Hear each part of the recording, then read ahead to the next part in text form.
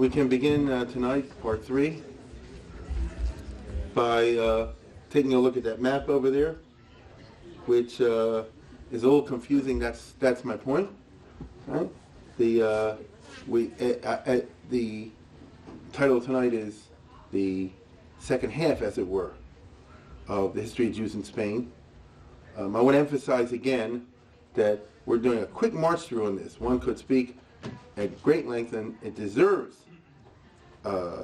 full treatment of the inner life and the Jewish culture that developed in Spain, which was remarkable. But that's not what we're into. We're talking about the fate of the Jews of Spain, which is something a little bit differently.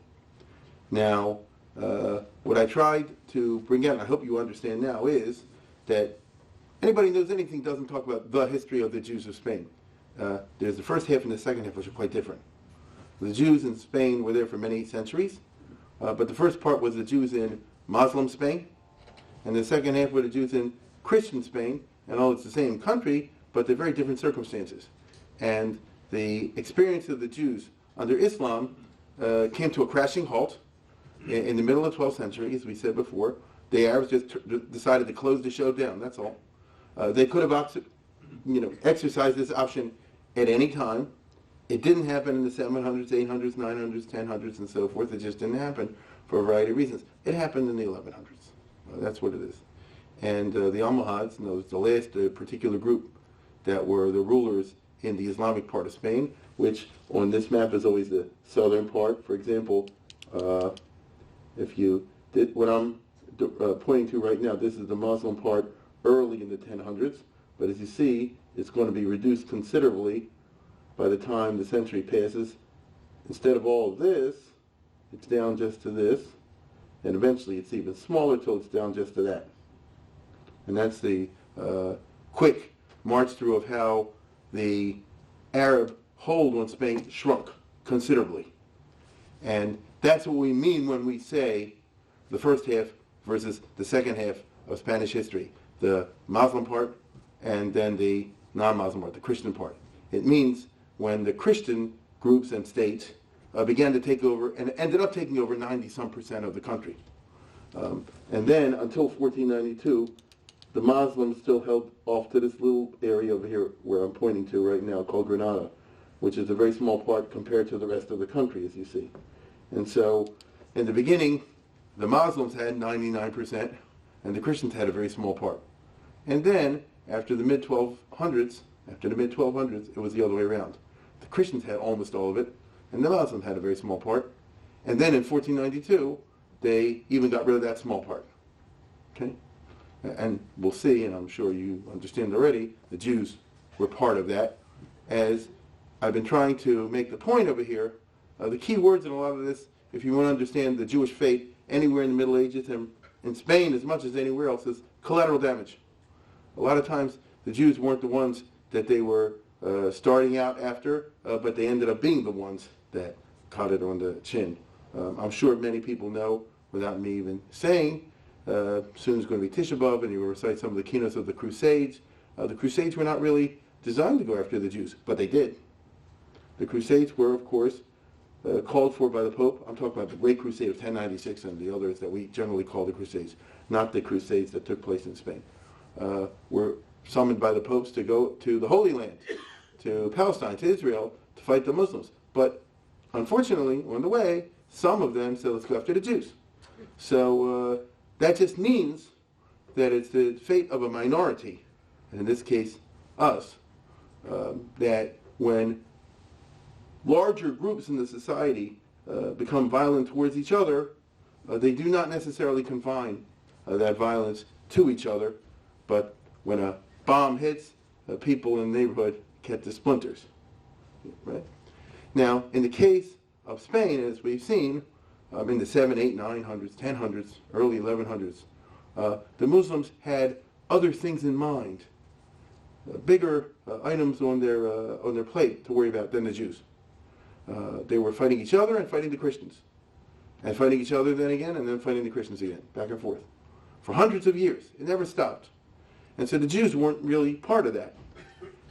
But what started to happen was a certain dynamic which starts with the Muslims and then will repeat itself with the Christians, and not only in Spain and many other places as well. And that is the following. In the beginning of our story, the Muslims ruled most of Spain. I mean, even as late as the 1000s. This is quite a while, 50, 60, 70 years after the death of Abdurrahman III that I spoke about. The Muslims still control a vast area, as you see over here, of Spain. As long as they were doing that, so they kind of felt that they are in conformity with their religion and that Allah is smiling on them. But as you can see by that, they started to lose considerable territory. So here by the year 1100, the Christians have taken over a lot of the country, more than the top half of it. And what happened in the Muslim world was they started to say, why? And one of the conclusions they came up with was, we're not frum enough. And how so? And the answer is, we're not enforcing all the laws of the Islamic Shulchan Aruch. And which ones are we not enforcing? This one, that one, that one, that one. Oh yeah, and the one about the Jews. Right? The one that says that Jews have to be treated in third-class status, that they have to be confined to a certain lifestyle, that they shouldn't be permitted into certain areas of the economy, that Jews shouldn't be the physicians for Muslims, they certainly shouldn't have positions in Islamic governments and things of that nature. But we've been too lax on that. And the result of the laxity is that it has invoked a divine displeasure against us, and this is being reflected in our defeats at the hands of the Christian infidels. And so that's why, in the 1140s, they said we're tightening up, and we're going to enforce a lot of the existing religious laws, and not only the ones about the Jews. A very famous one would be about booze. You know, in Islam, you're supposed to drink, and in the Quran, so they're supposed to touch wine, and they did. There's an enormous Islamic poetry of drinking songs in Spain, but then they said, well, that this is something we have to clean up because it's against the religious laws, and therefore let's tighten it up.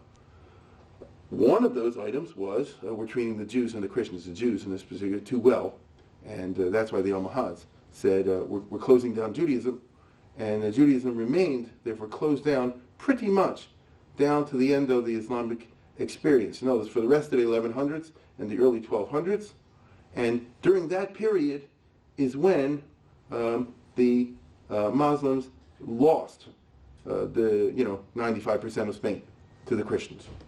So, if you want the exact history of it, very quickly, the Christian kingdoms up here had been confined to the far north, and then in the late 1000s rather, King Alfonso captured Toledo, which was the big central city in central Spain, and then brought the border down to around here, and that's what this map reflects. And then when the Almohads came in, these are the ones who prohibited Judaism, among other things.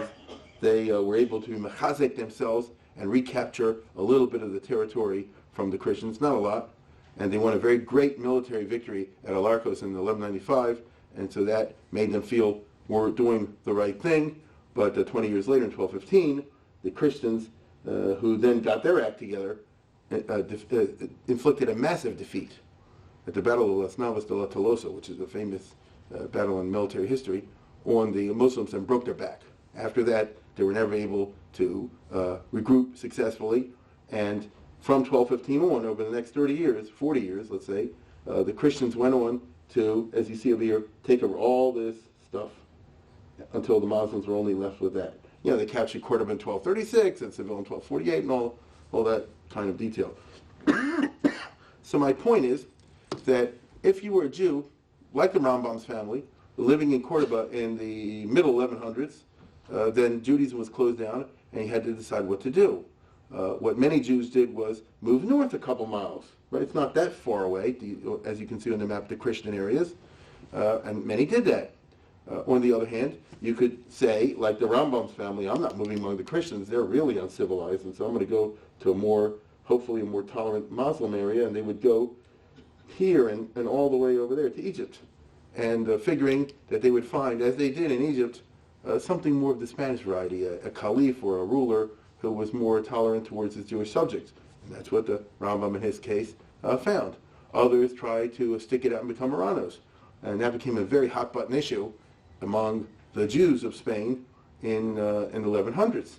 The Rambam is very famous for having composed something called the Igeres Hashmad, in which he very strongly blasts those who say that anyone who converts to Islam is Chayav Misa. And he says, it's not true. If they put a gun to your head, as is going on now, you can convert temporarily, provided you have plans to get out. And now with Christianity, a different story, because he considers Christianity to be a kind of avodah zarah, paganism. But the very fact you have these kind of debates, it reflects the fact that whatever was going on in the Muslim area ceased. Now, that means that the fate of the Jews is going to be in the northern half, in the 1100s, in these kingdoms here, and then eventually after 1250, in the great majority of Spain. And as you can see on this map, if you can, this blue and red, or whatever the colors are, there really emerged two powerful states in what we call Spain, with skipping over all the historical details. This is called the Kingdom of Castile, and this is called the Kingdom of Aragon. Right? Here the capital is Barcelona, here the capital is Toledo. These two kingdoms emerged through a lot of wars and marriages and intrigue and, this, that, and the other. It's this endless fighting. We're talking about a civilization which was at war for 800 years. Right? I mean, think about that. It's really interesting because the Muslims started it. And they came up with the idea of what we call the jihad, which we read about in the paper all the time now, Islamic radicalism. And they certainly did. In Spain, it provoked a pushback. So you want to have jihad? We'll give you a jihad. And they came up with a Christian one, which we call the Crusades. Now, this predated the famous Crusades that we're all familiar with. So in Spain, the Christians were on the counterattack and very militant, in fact, tougher than the Muslims over 800 years. Which means that you can just get an idea of what Spanish civilization is composed of. When you talk about the fact that a father and a son, a grandson, great-grandson, and down the ages, it's constantly at war. You and I like to think of ourselves as living in a culture in which peace is the norm, and it's interrupted once in a while by war. Too often. That's okay with me. But if you want to live in, understand how people looked in those days, take off those glasses and put on a different one, in which case you're always at war, interrupted once in a while by peace. And the only time you're interrupted by peace is if there's a civil war going on. So they're not fighting someone else, they're fighting each other. Or if a king died and there's a machlokes over who should be the next king, it should be Pedro the Cruel or Henry of Trastamara, all that kind of thing. Or if a clever ruler is trying to do a Stalin, can I get A to fight B and B to fight A so I can pick up the pieces after they wipe each other out? So, you don't have to be a genius to figure out that constantly throughout these centuries, the kings of Castile are trying to get Aragon and Granada, for example, to fight. So they can wipe each other out and he can take over. And the king of Aragon is trying to get Castile and Portugal and Granada on the fight so he can take over, and vice versa. Right? So these are the realities of life in the Spanish Peninsula, and for the Jews, therefore, whether they like it or not, in the 1000s, 1100s, 1200s, 1300s, and 1400s. That's a long time. So Spain is a sunny and gay place, and we're thinking, making a short trip there maybe later this year, in the history thing, but it was a place where the culture was powerfully into death and war. And the worst part of the Arabic culture and the worst part of Christian and the Gothic culture really fed off each other and created a situation in which, kill. Right? Now, that meant that it's a real jungle, politically and militarily. And the Christian rulers rose to power not by being nice guys, but the opposite, by being ruthless and the ablest of them. And they were. Now, what that meant was that, let's say you're a prince and now you want to be king of Castile or Aragon or one of these places, or Navarre. How do you run a kingdom? You need money, right? You need educated people to organize your government, help you run it.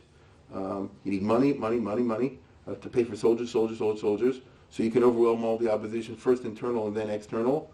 So that means you need Jews. You need people who can help you with the economy. Now, there is the two great realities in the Middle Ages for 1,000 years or more of the world of Islam and the world of Christianity. What they both have in common is they both look down upon the Jews. Each one has their own way of doing it, though.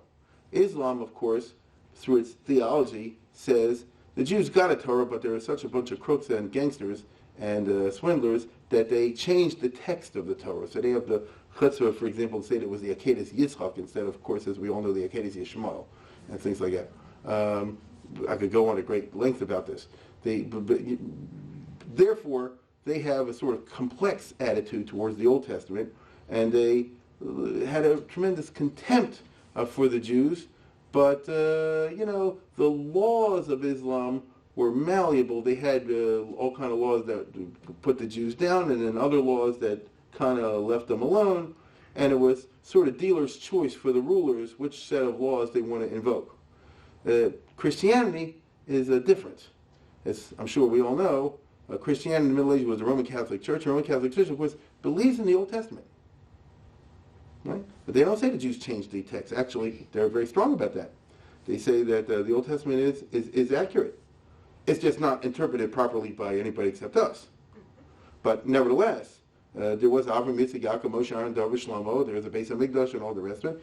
And equally importantly, at the end of the day, what are you going to do? Jesus and Mary and all the others were Jewish. All the apostles were Jewish. They didn't hide the fact that for the first 100 and some years in the church, you were not allowed to be a bishop or a deacon or anything like this unless you were Jewish. There was the in-group and the out-group. There were the real Christians were the Jews until that changed. And so they hate the Jews, but why did God choose them? But he chose them. And why did our Lord come from the Jews?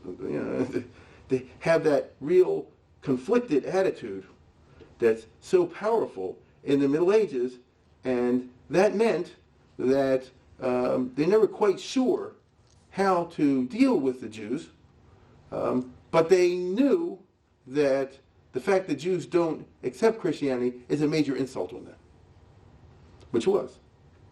Now, early on in the church, from the 200s and so forth, long ago, the church naturally and understandably developed a whole literature of vituperation and cursing out of the Jews and pouring up filth and contempt upon them in every way, shape, and form for perfectly understandable reasons. How else can you explain the fact that they didn't accept Christianity? After all, if he came from their ranks, why would they not have accepted him? It couldn't because he's not true. So, well, what is it? What is it? Has to be that the Jews are sick dogs. The Jews, for their part, long ago, repaid in double. There's an entire Jewish literature, above board, below board, of folklore, not folklore, of extreme vituperation, insult, and pouring filth and contemplating upon the Christian religion, if you want to get down to it. And for a long time, the Catholic Church and elders weren't aware of all this, but I can tell you that in the Middle Ages, around now, unfortunately, X number of Jewish Mishumanim, Jews converted to Catholics religion, went and squealed. And that's what it is. And they say, oh, you think the Jews are just into the Old Testament? Which is what they thought. They said, no, the Jews have a whole religion. Actually, the Old Testament doesn't play a big part in their religion whatsoever. It's mainly something called the Talmud, where the Pope said, what's that? And he originally thought it's a person. He said he gave orders to arrest Rabbi Talmud. That's how out of it the Catholic Church was, because they looked at the Jews as some low group that who cares what they actually do among themselves. And all those books they carry around must be Bibles or commentaries of the Bible in one form or another, or prayer books. Imagine this. The entire rabbinic culture simply wasn't brought to their notice, which was good. You don't want the wrong people to find out what Jews, many Jews, are saying about others. If you've ever driven in the car and listened to a talk show, one thing you definitely don't want to have is what? You don't want to have a frum Jew get on the talk show. Right? If you've ever been a student in college, you want to be the only Orthodox Jew, hopefully the only Jew in the college class, because when the question comes up, as it will one time or another in the semester, and what does the Jewish religion have to say on this particular subject? You don't want to say, oh no, right? And have some fool shoot their mouth off. If it was up to us, it was up to me, no one would be allowed to call it a talk show, right? Except specially designated intelligent people. Wait a second. My point is that because you can cause all sorts of trouble. It's not funny. That happened in the Middle Ages. Really, the Jews should have kept a big fat mouth shut, but they don't. I'm smart, so I'll keep my mouth shut if I'm around this priest or deacon or something like that. But Shlomo has a big mouth, right? Especially when the two people have stalls in the marketplace near each other in Paris or Frankfurt or someplace like that. And Conrad says the Jewish religion is a bunch of baloney. Shlomo shoots his mouth up and says, "You think the Jewish religion is a bunch of baloney? Let me tell you something." Huh? And I heard that this is really what happened to Jesus, and there it causes the trouble. So the relationship between the Jews living in the Middle Ages in a medieval context, in a Catholic context, was very tricky. Had to be properly negotiated if the Jews were to get along, and weren't. It didn't happen.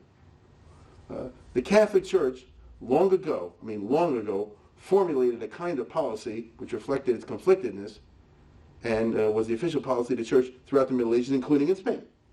And that was, the Jews, they can live among us, which is really interesting because they didn't allow any other group that wasn't Catholic to live among them. The Islamic religion allows Jews and Christians to live among them, provided they're willing to be a low status. The Roman Catholicism, actually even till today, officially, l'chachila, wouldn't allow any non-Catholics among them. So the last people they should have allowed to live among them were the Jews, but they did in small numbers, or what they conceived were small numbers. And, because they said, at the end of the day, he was Jewish, and God doesn't relate to the Jews the way he relates to everybody else. But on the other hand, it's clear and evident that ever since the Jews rejected us, God has rejected them. They lost their Beis Hamikdash. They lost Israel. They're third-class citizens everywhere in the world. They're suffering. This is a reflection of their theological mistakes. See? And therefore, the point I want to get across is, according to strict Catholic doctrine, the Jews, can live among us provided they accept the fact that they're scuzzballs, and provided they accept a lot of third-class status, living low. So if they're all poor and gypsy-like and, live dirty lives and, we're always worse off than the Christians and confined to bad quarters, all the rest of it, no. The problem is it wasn't like that in the Middle Ages. I don't think there was ever a Jewish family anywhere, in Europe certainly, that didn't have a non-Jewish maid. At least one. Because, no, I'm serious. Because however poor the Jewish family was, the peasants were poor. And so, some people, you pay them a penny a week, they consider that big bucks. And that always was the case, whether in Spain or Germany or Russia or anywhere else. And to a conscientious Christian, this is an outrage. The master is serving the slave. That's not the way it's supposed to be. They should be working for us. You never had a Jewish maid in a Christian house. Think about that. We kind of take it for granted, don't we? But if you're a Catholic, like the Pope or the Archbishop or Thomas Aquinas or a thinker, that's weird. It should always be that it's a Jewish maid in a Christian home. Why is it never that way? Why is it always? You see? They weren't stupid. And that's merely one reflection of the fact that the actual living situation of the Jews generally was one in which they lived better, or many of them lived better. There were plenty of poor Jews who lived very, very poor. But there were always other Jews who lived very, very well. And given the nature of capitalism, smart people will make a lot of money. And given the nature of Jewish capitalism, some of them will be the type to call up the show. In other words, there will always be Jews who will make a lot of money. And Spain became notorious for this and then flaunt it like crazy. Now, the Kehillah the rabbis and the Sforim, they said, don't do that. Don't do that. They did it. People are complaining in the 1100s that Jewish weddings are out of hand. Pope Innocent in the 1200s, at one of the church councils, say no Christian is allowed to go to a Jewish wedding.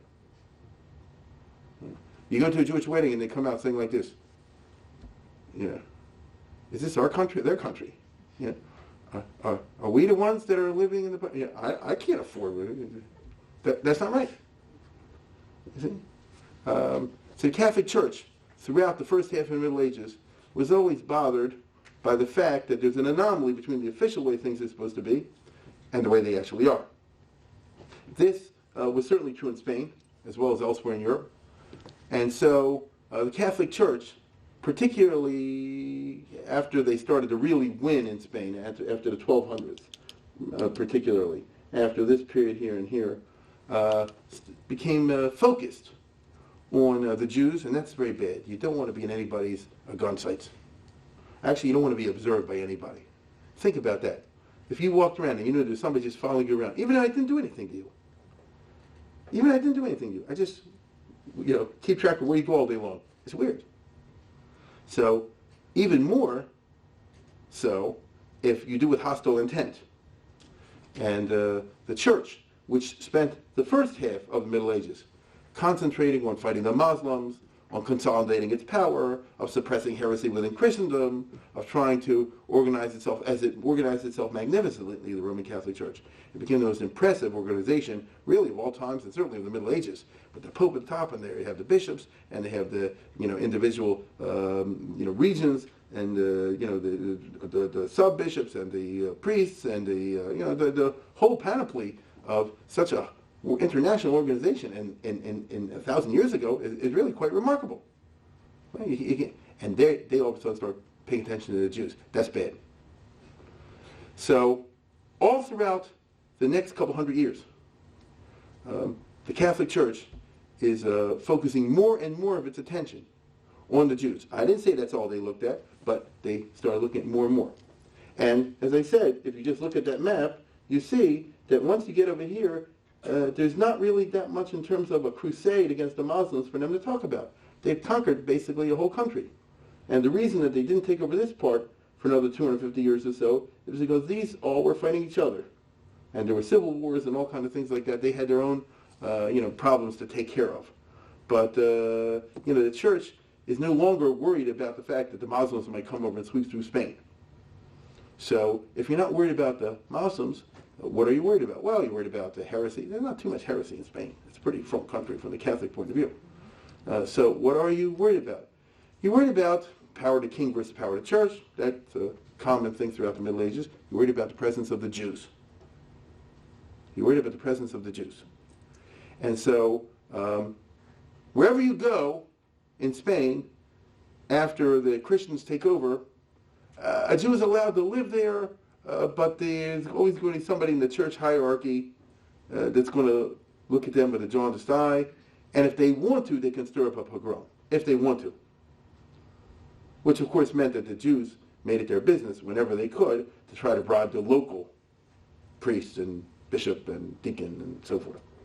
But there are these guys that aren't belonging to part of the local hierarchy. They just go around like wandering friars from place to place, and they could stir up a lot of trouble, and they did. So, little by little, the atmosphere became poisoned against the Jews through a kind of Joseph Goebbels-like, a Nazi-like propaganda spewed out by the church continuously, day after day, Sunday after Sunday, Easter after Easter, for centuries. You understand? So how come the Jews weren't wiped out from day one?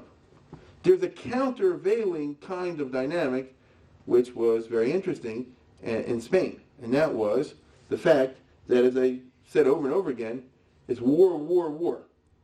Politics, politics, politics. And each one of these kingdoms was fully occupied trying to organize itself, get itself unified, and then get its military act together to fight somebody. Right? So that means that economic necessity rules the day. You need people. You need sources of income to pay the army, to pay the navy, to pay the civil servants. You need people with certain skills in the economy, and interestingly, in the case of the Spanish Jews, even in government service. And you can't do without them. And those people, very often, in the 1100s, 1200s, 1300s, and 1400s, were Jews. And so the rulers of Spain, the kings and queens of Castile and Aragon, and also Portugal and Navarre, but mainly of Castile and Aragon, always said, I know what the official rules of Christianity are. And I know that really the Jews should all have to wear a yellow star, or whatever the particular badge of shame they had in the Middle Ages was. But since they pay me an extra $100,000 a year, we'll let it go for this year. You understand? And really, I know that the Jews, by right, shouldn't be allowed to be in a Christian government. But I got a war going on with the Moslems, and I tried to deal with Christian contractors, and the spears didn't come in for the knights. The armor didn't show up in time. It was inferior number. I deal with this Jewish firm. It's all there, but it's a fact. And so they would say to the Pope and others that military necessity, economic and political necessity, trumps, for the moment, religious law. And the Catholic Church, like the Jewish religion, like all religions, has a room and accommodation for what we call shas hadachak, right? For special situations, especially when these kings were Catholic and were fighting for the cause or things like that. And so the popes in Rome and people like that said, well, all right, for the moment, we won't press the issue. And the Jews figured, let's just keep that going forever. You see, let's keep that going forever. And so one finds, very fascinatingly, among the Christian kingdoms in Spain, that pragmatism and economic and political and military necessity become the guiding stars for government action vis-a-vis the Jews, which in plain English means they don't enforce the laws of Christianity against them. As a matter of fact, they actually give the Jews extensive privileges. But as I put it in my title, the privileges on the point of the sword. The Jews will end up, many of them, living pretty well. But they know it could go at any minute. The Jews know that most of the time, almost all the time, the police and the king's army will maintain law and order and prevent violence against them. But they're not unaware of the fact that it takes that for the whole thing to unravel, as it did in 1391 eventually, and occasionally in other places. And so it's strange, right? And as time goes on, they know they have the support, and they really do, of the crown and of the nobles, because they pay them too. And even of the leaders of the local churches, because the local guys you get to know and you can put them on the payroll and things like that. They're aware of that, but they're also aware that beyond the level of the decision makers on the street, the hatred among them is constantly fanned by the Catholic priests, and particularly the roving friars and people who are loose guns. Right? So, if you want to understand what happens in Spain after the 1260s, right? Up to then it was a little bit different. It was more law and order. After the 1260s, imagine, if you will, if Rush Limbaugh and all those types of people really every day spewed strong anti-Semitic material in their shows, which they do not do.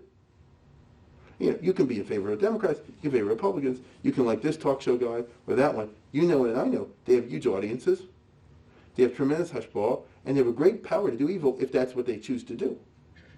So far in this country, I'm afraid to say anything, so far in this country, that's not the road they've chosen to go. They may be conservative, they may be liberal, they may support Obama, they might go after this guy, that guy. They're not going after the Jews.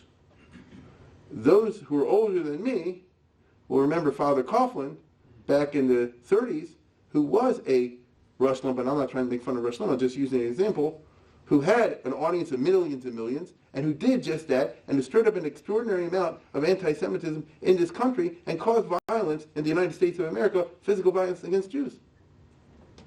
And the only way they stopped them was when World War II started and the Vatican needed help from the United States, FDR told the Pope, you shut this guy up. And the Pope said, okay, we'll do that. And he did. Yeah, he didn't want to go off the air. He was extremely popular. But because of a particular set of events, he went off the air. So imagine if all the big talk shows were dominated by that. And you go back to Spain in the late 1200s, the 1300s, the 1400s. From every pulpit, from the popular speakers, from the people who get the Easter gatherings and the Christmas gatherings and the pilgrimages to the great shrines of the saints. They're not just into Christianity, which of course they are, but they're also into the Jews, the Jews, the Jews. And the kings aren't going to suppress the religion. The kings themselves actually agree with everything that these priests are saying, but he says economic and military and political necessity trump that. So that's why I said they're living in prosperity, but it's on the edge of a sword. It's really a fascinating period in Jewish history, a very troubling one. The Jews in all these kingdoms do, some of them, reach big wealth. The Jews dominate in Castile and Aragon from day one foreign trade. Why do Jews dominate foreign trade? Network. Why you trade with Egypt? You got cousins in Egypt. Why can't this Catholic guy trade with Egypt? Doesn't have cousins in Egypt. Right? Not only that, but in the Middle Ages, since everybody is so hostile against the Jews, we got to rely on each other. The Jewish experience in Spain and elsewhere alternates, as perhaps it still does, between intense solidarity and the intense bickering. This is part of who we are. Right? I wish it was only the solidarity, but that's not the case. On the other hand, to say that the Jewish Middle Ages is dominated by solely bickering is certainly not the case. And the Jews were perfectly aware of this. And the Jewish communities in Castile and Aragon in these centuries, in the 11 and particularly the 12, 13, 1400s, are fascinating to examine. As I said, I can't do justice to it even 1% tonight because of the nature of time constraints, and I'm trying to keep this, as I say, focused on the fate of the Jews rather than the inner life of the Jews. But I cannot forbear to take a few minutes off to say that the Jewish communities in these centuries were recognized by the kings and the queens and given tremendous powers of self-government, the like of which was not seen anywhere else in post-exile, post-Tishbo Jewish history, since we had our own country long ago. In Spain, the Jewish communities were empowered by the sovereigns to do the death penalty. That's right. And they did it. To do torture, which is standard procedure in those days, and they did it. To do mutilation, which was standard procedure in those days, and the Jewish communities did it. The Beis Dins did all this, right? And certainly at the level of fines and excommunications and all the nice sorts of things that characterize coercion are seen in their fullest in Spain in the second half of the period. Notice during the period I'm talking about tonight, and they're reflected wonderfully, or perhaps horrifyingly, in the Shalos and Shuvas, and the response of which here I just pulled one off my shelf. There's a golden oldie, Studies in the Communal Life of Jews of Spain, as reflected in the response of Salman ben Adret, Rajba, and Shlomo ben Simon Duran, and Tashbetz, two big rabbis in Spain of communities in the 1200s and the 1300s, when the non-Jews had obviously full city powers and powers of coercion and execution and everything like this. So the Jewish community that lived in the city had the same thing over its own members. And the Jews strived to get these powers for a variety of reasons. First of all, they said, this way we control, believe me, we're going to have a lot fewer executions of Jews if it's done in Jewish courts than if it's done in the Christian courts. A lot fewer tortures and mutilation. We'll have some, but far fewer. And second of all, which was the case, I mean, I'm going to ask you a question. A Spanish court in the 1200s? Don't ask, The the Inquisition didn't come out of nowhere, But second of all, there has always been an inner Jewish dynamic which I think you and I are not even familiar with today. That's one of the casualties of modernity, that Jews believe that, now this is going to sound strange because I know I'm talking to an audience of people who are my age or approximately, and we were all born in America and we're very Americanized, and by that I mean we've sort of inculcated, we've sort of absorbed with our mother's milk from first grade on the ideals of the Constitution and the Bill of Rights and Thomas Jefferson and James Madison and Benjamin Franklin and so on and so forth, and we really do feel that way. Put those aside for the moment if you can, and go back to the way a Jew looked at the world long ago. And the way a Jew looked at it long ago, and Tisha B'Av is around the corner, so this is the time to speak about it. Judaism is a culture and a religion all wrapped into one, which has a number of core elements. One of them, which obviously is the belief in God and the Torah and all that sort of thing. No question about that. Without that, you don't have it. But that's not it. That's not all there is to it. Another part is that Judaism is a political religion. Once upon a time, we had a country. This is what a Jew would say if he lived in the 1200s. Once upon a time, we had a country. And we had a Beis HaMikdash too, and we had Yerushalayim, and we had a powerful kingdom. And then we lost it. It's a key element in our prayers. We say it 3 times a day at least in the Shemoneh Esrei. A lot of the Shemoneh Esrei is about nationalism. We want God to bring back Hashiva Shavteinik V'Rishana. Right? We want God to say Zachzanei Nibshuch Chotzim Barachmim. L'Yerushalayim Yechav Barachmim Toshuv. We have a political component in which we say Es Tzemach David Al Chamer Tzmich. We want a kingship back. There's a lot of politics in it. This is called Messianism. The Jewish religion doesn't simply look to a world in which there's universal peace. We want that too. But we look to a world in which a key element is we're going to get back Eretz Yisrael. And we're really going to get it back. And the world will leave us alone. Mm-hmm. And we'll have it. That's a very important part.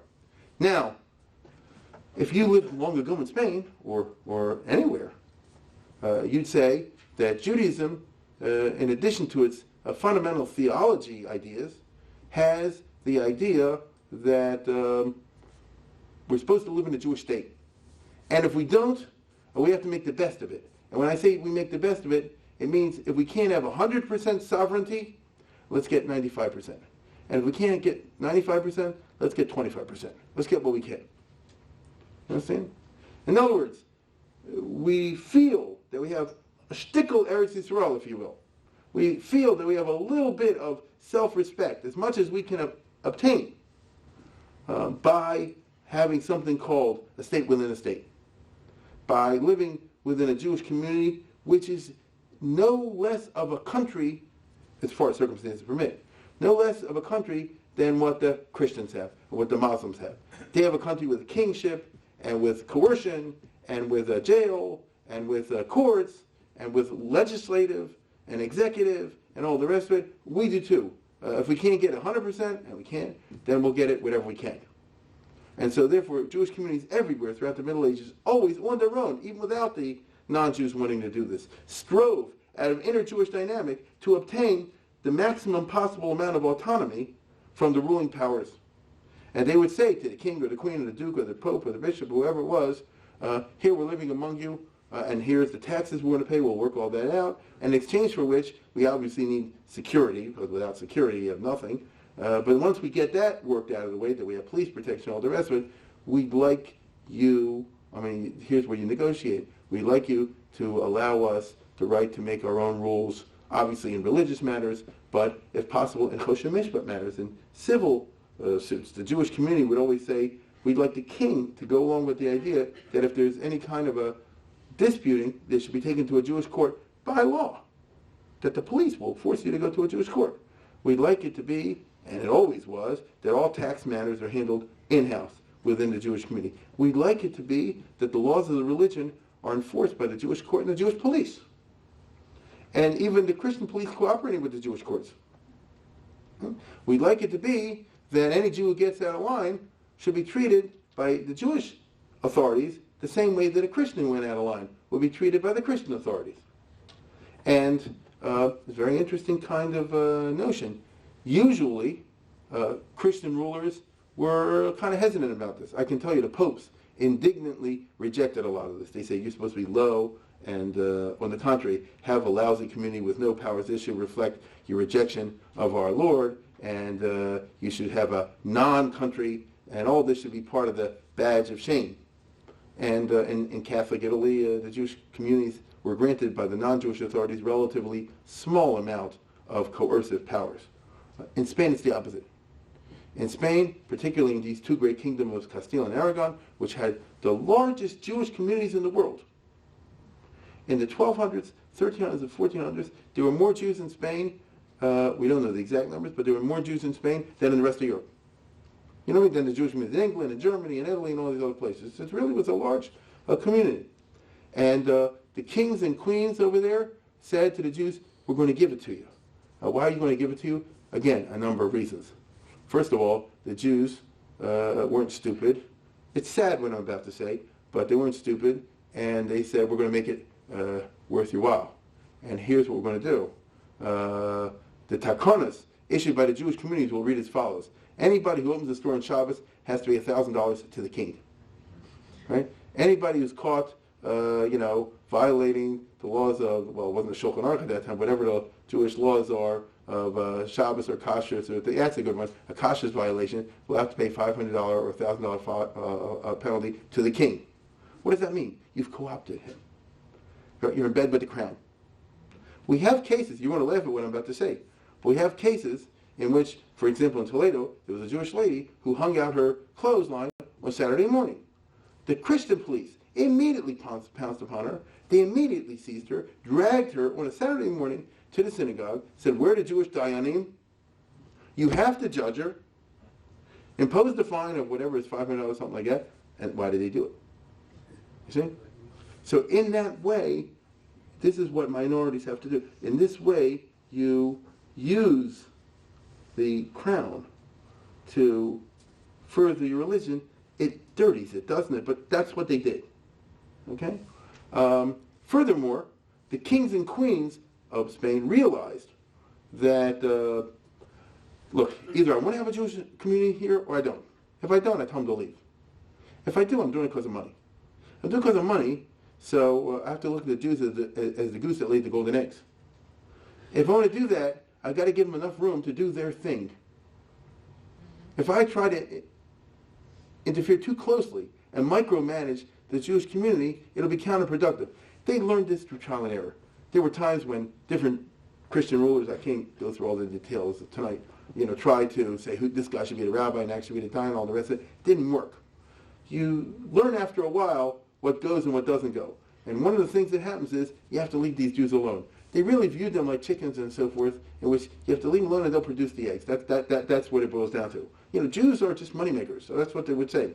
You just got to let them alone. These guys, I don't know how to control their contacts with their relatives in Egypt and elsewhere. All I know is they're bringing goods in and they're sending it out, and as a result, the ports are thriving and Christians are finding employment. And I know, really, strictly speaking, according to Catholic rules, a Jew shouldn't even be employing a Christian, but hey, meanwhile it's working, so this year, let it go. And by the way, if Jews are making money, dominating the foreign trade business, what do you do with money? So some of the money you throw back into foreign trade. But you can't necessarily put all the money in there, but no businessman is just going to leave money idle. Correct? And so you're talking about investing. So you're talking about Jews in every community, in Toledo, in Cordova, in Seville, in Barcelona, in Valencia. You have Jews who have cash, entrepreneurial cash. And so they'll buy houses, they'll buy fields, they'll lend at ribis. All right? In Spain, the government regulated, you want to live with it, the government regulated the ribis in the interest you could charge. This was considered normal. 25% in Castile, in Aragon, 36% in Castile. Well, because you're in the Middle Ages, you're taking big risks wherever you go. Who's to say you get your money back? I mean, you understand. It reflected the market. Right? It didn't have a socialized state. It reflected the market. And so there, you know how ribis goes. If you're the type of person, don't raise your hand. If you're the type of person that pays all the credit cards, everything exactly on time, fine. I've heard that there are some people that don't. Now think about a situation in which a bunch of Jews are the credit companies. And everybody's in hock to them. That increases the unhealthiness of the social situation, does it not? You see? But on the other hand, they got the money. And you know how it goes, the credit companies do make money, I'm told. And so, that generates more money, in which, you see where I'm going with this. The natural economic cycle was such, right, that, the Jews were getting increasing amounts of the national wealth. Now the kings could always use that to hit them with an extra tax here or there and sort of milk it that way. And so the Jewish community always had to pay exorbitant amount of taxes. But in the type of economy I'm talking about, you can actually sometimes pay those super heavy taxes and still have a nice nest egg left over, don't you? And so the Jews in Christian Spain present a fascinating picture of wealth, sometimes power, and by the way, the type of person who will succeed in business has to be a person who's organized. You would agree with that, don't you? And knows how to keep track of, otherwise you go bankrupt. I mean, I'm sure there are plenty of Jews who do that also, but it's survival of the fittest. So the ones who managed to do well, particularly generation after generation, and we had our Rockefeller family, your Reichmans at that time, the Ibn Shushan family, the Ibn Ezra family, the Al-Constantini family. I mean, we know the names of the rich families, okay? And the rich families naturally wanted to dominate and own everything, just like they do now. And other Jews in the community always protested and fought against that, and each of the Jewish communities was torn, as they say, by its own internal strife and things like that. But at the end of the day, there's a lot of Jews who make money. And in order to make money, you have to develop administrative skills. Especially if you have a big company and you have employees. You got to have administrative skills. Well, the King of Castile needs somebody to organize the IRS. So does the Queen of Aragon. If you get this Catholic guy, you're going to end up with this amount of money. You get the Jewish guy, so let me put my guys in charge. Okay? Years ago, there's a very interesting book, Eli Evans, I think called The Provincials. This guy, maybe you've heard of it. He wrote about growing up in Durham, North Carolina in the 1940s. Durham, North Carolina. Jewish guy. And his father was the mayor. Businessman who became the mayor of Durham, North Carolina in the 1940s. Which shows you how tolerant things were in North Carolina at that particular time. It really does. And I read this many years ago, but I remember one thing. They used to have a community chest where they raised money, you know what the community chest is, for local charities. So they brought in this much. He writes like this, when his father became the mayor, so his mother took over the community chest. She brought in a bunch of Hadassah ladies, and they went from this to this. You understand? Because they said, you're all very nice, but we got to bring in the real thing. Well, so all the rulers of Castile and Aragon have Jewish almosarifs. Almosarifs is the head of the taxes, the choker misim, as they call it, the person who organizes from top to bottom the entire staffing of the tax collection process. Right? And they don't do it because they like Jews. By the way, that doesn't help either. That means the guy you're paying your taxes to and the tolls is Jewish. That increases the anti-Semitism as well. All the rulers need people who can negotiate with the rulers of Morocco, which is just across the water, or the rulers in the Balearic Islands, which is not far away, who are Muslims. Who in Castile and Aragon knows Arabic? They don't know Arabic. They despise the Arabic culture because they know it was superior to the primitive Christian culture. Therefore, they don't like it. But the Jews still speak Arabic. Why do the Jews still speak Arabic? It's like Yiddish. Once the Jews have been in Muslim Spain for many centuries, for better or worse, they picked up the language over there. Let me ask you a question. Do you know any Hungarian Jews now that are older? Do they still speak Hungarian? When they're among themselves, they still that kind of thing happened. That the Jews themselves, as part of their internal language, for a long, long time, still kept up Arabic. Which means that, if you know foreign languages, first of all, helps in trade, helps in diplomacy. So many of the times, the ambassadors and the diplomats that are sent to negotiate on behalf of the rulers of Castile and Aragon are Jews. The others don't like it, but the king says, I sent you and nothing happened. I sent this guy and something happened. And so, I can't afford to take that attitude. And so the result was that Jewish skills in a variety of ways were needed by the rulers of these countries. And by the way, it's not only the kings and the queens. The guy who runs the local church. I mean, you're going to laugh at what I'm saying. The guy who runs the local church. The church collects taxes too. They get to collect the tithe. I got Father Pedro here running the tithe. Brings in this much. I bring in the Jewish guy. He brings in this much. It is what it is. You see, the nobles who have the latifundias. As you see over here, the Christians went from this here, Castile smaller, to ruling the whole central Spain. So what did the king of Castile, when he conquered all this area, do with it? He gave a lot of it out to big nobles as rewards for military service. So now you have noblemen who rule considerable areas. The nobleman is like a little king. I need a guy to run my local taxes. I need a guy to organize my bars. I need a guy to organize the collection of the crops and all the rest of it. This guy, a Barbanel, or Ibn Shoshan, or Franco, whoever it is, what can I tell you? At the end of the day, they bring in a lot more money than the other guys. It is what it is. You see, it is what it is. And so the result is that the Jews were hooked in with the rulers of Spain at many levels throughout this period. And so you have two powerful dynamics clashing. The fundamental racial Catholic one, which says the Jews out, and the economic, political, and military necessity, which says not yet, not now. Right now, I'll leave them alone. And not only will we leave them alone, but we'll give them whatever they need to run their business, because the Jewish community, as I said before, produces golden eggs. I'm going to tell you again something that you'll be very surprised about. One of the big problems you have anywhere, I'm sorry to say this, but throughout Jewish communities, throughout history, are Malshinim. After all, otherwise it wouldn't be a paragraph in the Shemoneh Esrei. Jews who tell on the other Jews to the non-Jews. Right? It's a Muslim. It's a big problem. It's the raising of the art of Lashon Hara to its most lethal. Don't you agree? But Lashon Hara itself, other than the fact that it's not nice and it's an Aveira, is actually, if left unchecked, totally destructive to the social fabric. Now, if you live in Baltimore, fine. So you say something about me, I don't have to associate with you. If you live in Toledo or Cordoba or Barcelona, we live in the same way. We got to do with each other by law. And so the Jewish communities always had Mosrim. They always did, some Jews who, one reason or another, each one for their own reason, told. The Jewish community was enraged from the Gemara times at this, and wants to kill them.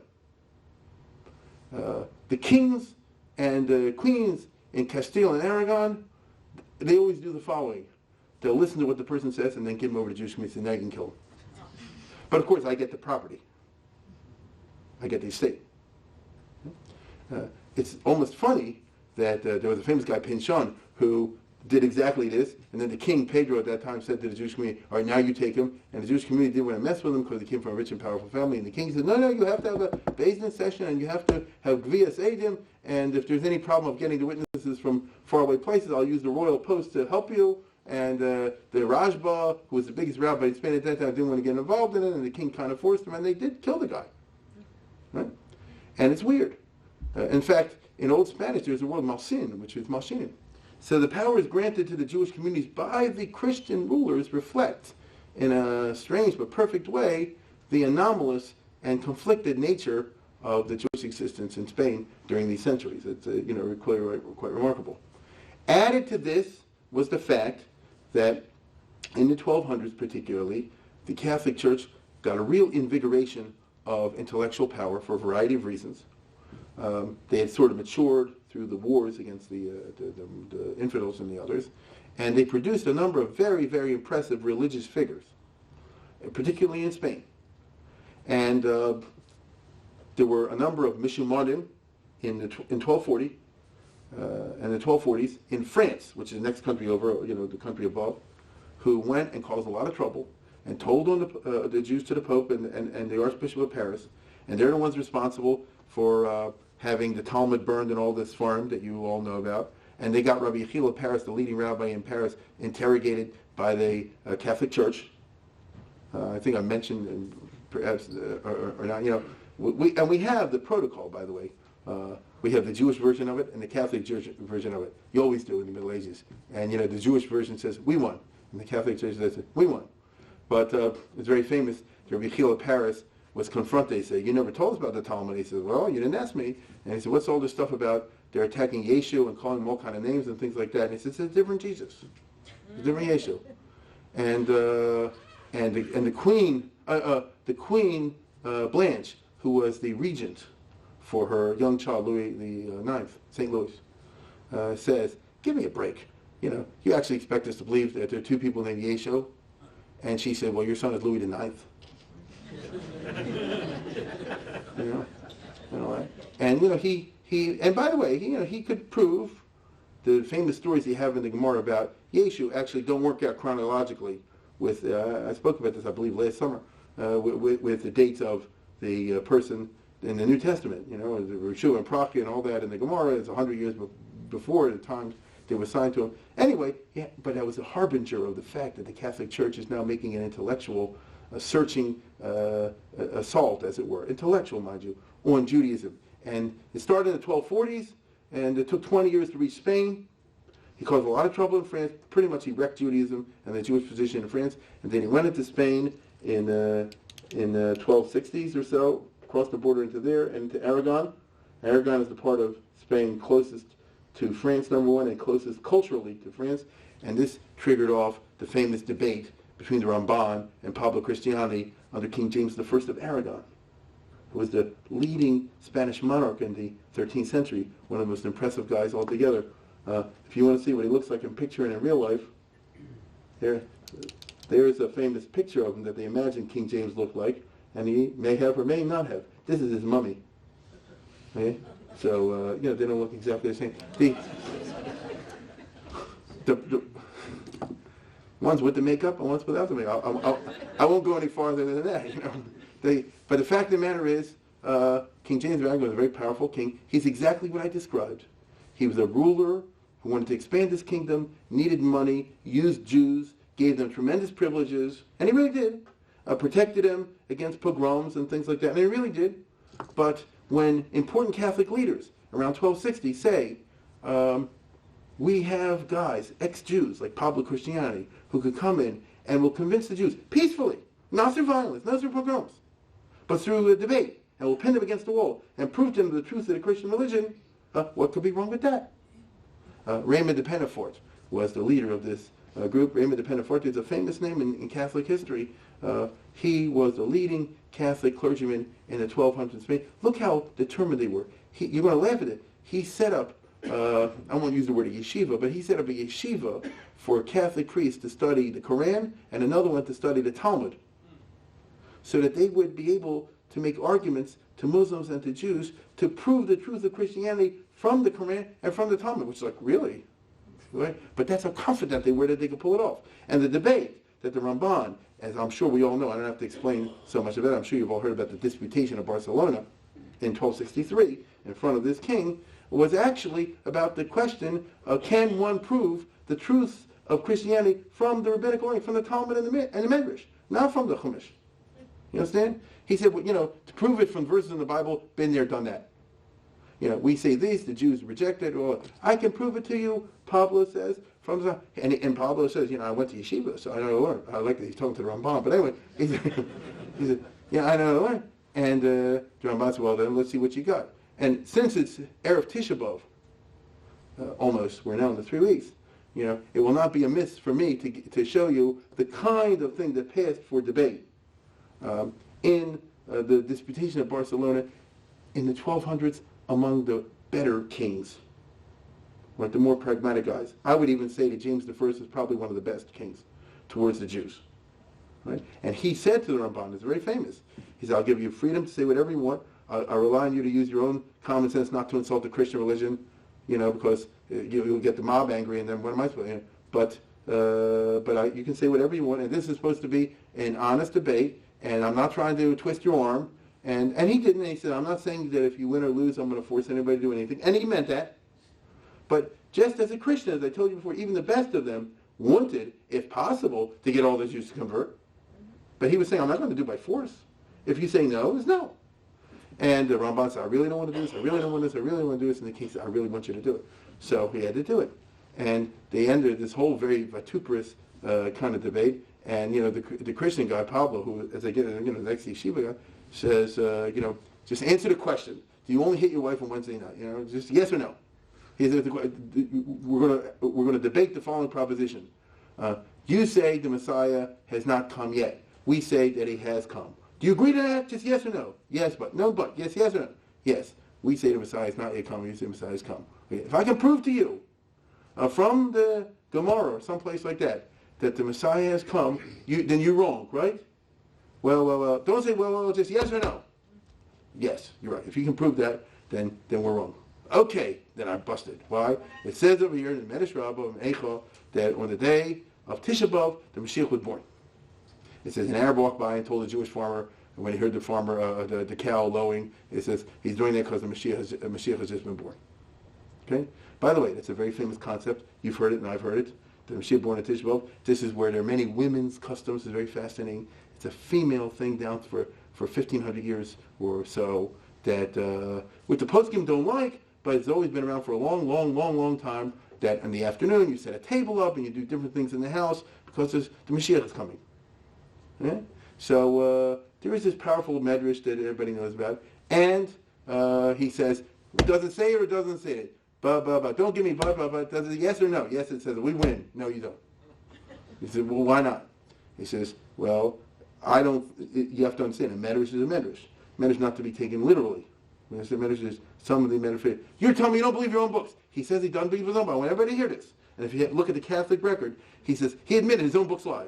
He said, that's not what I'm saying. I'm trying to say the different levels of understanding medrash. He said he doesn't believe his own books.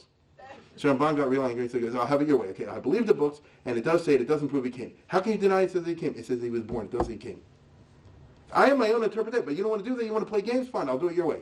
It does not say he came. He said, what are you talking about? It says the Messiah was born. It says he was born. It doesn't say he came. You're telling me you want to go by what it says? Doesn't say he came. So the king says, give me a break. That's 900 years ago. So what? Doesn't say he came. After all, Moshe lived for 969 years. Anything's possible. If you let me talk, I'll explain what I think it means.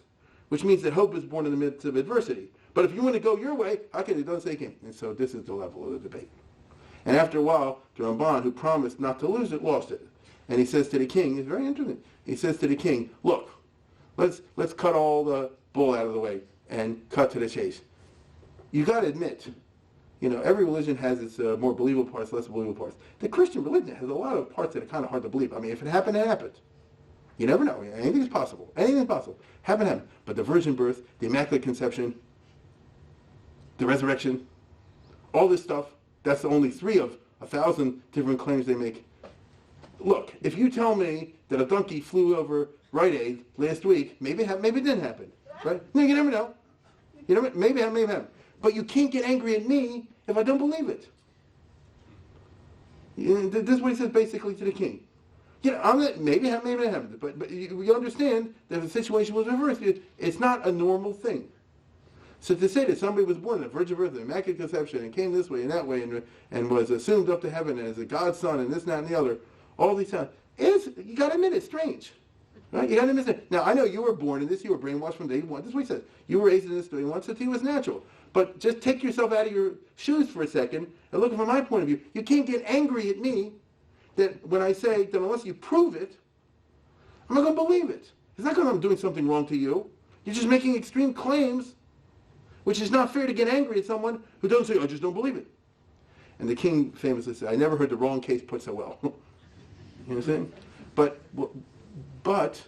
that was the best situation of the Jews could get in Spain, which is not really a debate. Actually, he didn't get a chance to say what he really wanted to say about Christianity. He just had to defend the Jewish side. He just lost his temper a little bit. You understand? And the king chose to be a nice guy. He could have said like this, oh, you talk like that.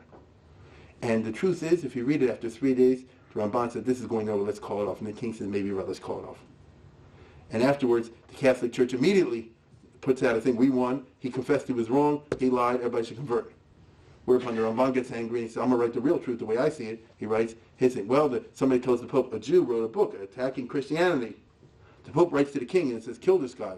The king said, I gave him a safe conduct. The Pope says, safe conduct to the Jew doesn't count. the king calls a Jew in, Ramban, and he says, get out of here real fast. You understand? I'm going to play around. I can do some funny things with the court system, to make the case not show up today or tomorrow, but it can show up too. But I don't have forever. Get out now. And that's how the Ramban leaves and goes to Israel. And by the way, the Ramban says that this is a wonderful example of historical research. The Ramban said when the king dismissed me, he said, he liked me and all the rest of it. He gave me like $500 or the equivalent of $5,000. It turns out it's true. We have a letter from the king to a Jewish banker saying, give me $5,000 to give this rabbi. So the king didn't give him $5,000. But that document happens to exist. But what does it indicate about they're prosperous? They're always on the edge of the sword. Even if you win, you don't win. And if you really want to get into it, if you read up, this is the best edition I would recommend to you, called Judaism on Trial. You can see learn Chaim Makobi in English. And after the debate is over, that Shabbos, believe it or not, King James, the first of Aragon, shows up in the synagogue. He says, I'm giving the speech this week, and he tries to argue over there that 3 and 1 is the same, because the Trinity, the Jews say, give me a break, there's only one God and not 3, and the Christians say 3 is really 1, just how you look at it from different angles. And Ramban says he was going to leave town, but he decided to stay in town in order to answer the king. And when the king gave the sermon, and this is unprecedented and unheard of and unique in the Middle Ages, that a Catholic king would come in and give a drasha in something as lowly as a synagogue, but he figured he wanted to bring enlightenment to his Jewish subjects. Didn't force anybody, but he wanted to share the truth with them. And the Ramban got up after him, and he said, with all due respect to the king, and we're all loyal to all the rest of it, that's bull. Right? And 3 isn't 1, you read it yourself. Which took a great deal of courage. And the king was a gentleman after that to say, I'm giving you $5,000, I'm helping you to leave the country. After the death of James, and after the death of similar kings like this in the late 1200s, the other kings play much more crueler. And they're less willing to go along. And while for strictly pragmatic reasons, they are willing to, as they say, give the kind of privileges that I described, but it's a very tricky business. And pretty soon, any king who looks too nice to the Jews is going to lose politically by it. There's a huge civil war in Castile in the middle of the 1300s between Pedro the Cruel and Henry of Trastamara. One's legitimate, one's illegitimate, but in Spain, who cares? The kings. Many of the kings are illegitimate, and illegitimate goes back and forth. And Pedro, if you look him up, it's called Pedro the Cruel. Why is he called Pedro? And he's vilified and excoriated in Spanish history as a bad guy. Henry of Trastamara is a good guy. Why is Pedro the Cruel? Well, he did terrible things. What was the terrible things he did? Well, there was a pogrom that broke out against the Jews in Toledo, against his orders. They defied him. They went and started killing and pillaging in the Jewish quarter. And Pedro was so angry about this, the king of Castile, that he seized the guys that started it, and half of them he boiled in oil alive, and the other half he roasted. So he's Pedro the Cruel. The mob is okay. You understand? If the Palestinians shoot in State Road, that's okay. If the Jews shoot back, that's not okay. You understand? If the fact that the guys let the pogroms happen, well, what do you expect? The fact that the king would be so, unconscionable as to punish in a vivid way the perpetrators, that's, impossible. And so I've tried to portray tonight the atmosphere that characterizes the Jewish existence in the first half of Christian Spain, which is up to 1391, primarily in the 12 and the 1300s, in this sort of roller coaster kind of existence in which the Jews have a lot, but they always stand to lose a lot. And as the 1300s go in, the pogroms start to, like a fever, show up here, show up here. And I've laid the foundation for next week, because in 1391, it really blew up. 200 years of accumulated rage kept down by law and order just explode. And there's fearful consequences for the Jews, as we will see. That's 1391. I'm not talking about 1492. Are there any questions? We'll take 2 or 3 questions and we'll close it. Did the Converso phenomenon start? No, the Converso is really what you call the Converso, the Puranas, basically starts in 1391. Yeah, well, what insulated Spain from the Crusades and the rest of Europe? The Pyrenees, the mountains. Why didn't the same... I told you last week, the Spanish didn't have to join any other crusade. They had their own, going over 800 years. You know what I'm saying? The Pope ordered them to go on crusades, didn't they? I don't want to get into all the details, but let me assure you that various popes over the course of the Middle Ages gave blessings and crusade orders to Spanish rulers long before what you and I call the Great Crusades. In other words, we Amaratzim called the Crusades. Those who know that there were the Crusades against the German barbarians in the part of a place Charlemagne and the Teutonic Knights, and there was the Crusade against the Scandinavians, and the Crusade against this, and the Crusade against that, and of course in Spain there was a constant set of Crusades, but the historians focus, because it's a very vivid story, and it is, on what you and I call the Seven Crusades, in which they try to go and take back the Holy Land from the Muslims. But there are many. A crusade just means a jihad, but it's a Christian one. Okay?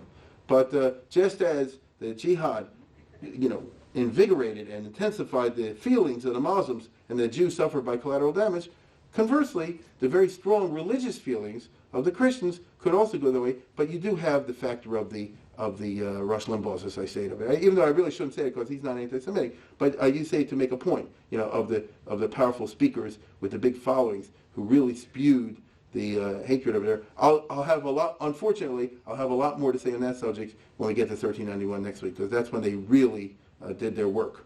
One more. Yeah, last week you mentioned under the Muslims, many of the Jewish financial people started yeshivos and were very educated, both Talmudically as well as... That's a great question. I know that. You see, my time frame precludes me from that. All I can say, that's a great question. And the history of the Jews of Spain in the Christian era really deserves its own. This is the great era of the Rishonim. Just to give you an idea what I'm talking about, if you look at the 1200s, you're talking about a completely different type of Torah study, much more along the Tosfos line, but I can't explain that now. So just to look at the 1200s, it's the Rabbeinu Yonah, it's the Ramban, it's the Rashba, it's the Ritva, all the guys you really come across in the yeshivas. The 1300s, it's the Ran, and the Tashbates and the Rivosh, and all that. So there's no question about that, right? But and there are, not in the same way, but they do have their poets and their astronomers and their educated people, but not in the same integrated fashion that happened in the Muslim period. And it's believe me, I'm jumping to answer that question, but since I can't do it right, so I hope we could do one time, Mirz Hashem, in the future, something called Jewish culture in Spain, which has to be treated on its own as it's just a fascinating phenomenon.